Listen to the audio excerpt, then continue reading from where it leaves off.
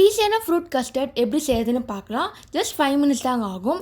அதுக்கு முதல்ல பவுலில் ஃப்ரூட் வெரைட்டிஸ் போட்டுக்கோங்க. நான் இது யூஸ் பண்ணுறதுக்கு பப்பாளி, பைனாப்பிள், கொய்யாப்பழம், வாழைப்பழம், மாம்பழம் எடுத்திருக்கேன்.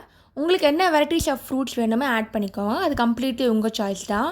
நெக்ஸ்ட்டு நம்ம கஸ்டர்ட் ரெடி பண்ண போகிறோம். அதுக்கு நம்ம ரெடிமேட் கஸ்டர்ட் பவுடர் வாங்கியிருக்கேன். நான் யூஸ் பண்ண பிராண்ட் வீக்ஃபில் பிராண்ட்.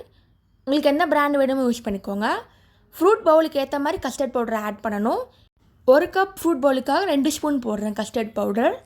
லைட்டாக பால் ஆட் பண்ணிங்க, மிக்ஸ் பண்ணிக்கோங்க. கட்டி இல்லாமல் பார்த்துக்கோங்க. நெக்ஸ்ட் இதை பேன் எடுத்துக்கலாம். பேனில் 2 டம்ளர் பால் ஊற்றுறேன். நல்லா கொதி வரணும். நல்லா பாயிலிங் டெம்பரேச்சர் வந்ததுக்கப்புறமா நம்ம மிக்ஸ் பண்ண கஸ்டர்டை இங்கே ஆட் பண்ண போகிறோம். ஆட் பண்ணிவிட்டு அதுக்கப்புறம் நல்லா கலக்கணும்.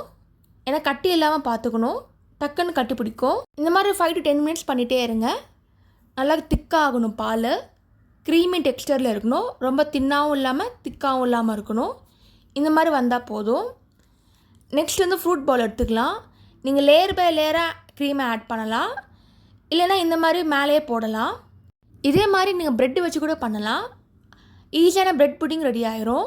இதில் ஹனி, சுகர் ஆட் பண்ணுறது ஆப்ஷனல். உங்களுக்கு ஸ்வீட் வேணும்னா நீங்கள் ஆட் பண்ணிக்கலாம். ஈஸியான ஃப்ரூட் கஸ்டர்ட் ரெடி ஆயிடுச்சு. நீங்களும் ட்ரை பண்ணி பார்த்துட்டு எப்படி இருக்குன்னு சொல்லுங்கள்.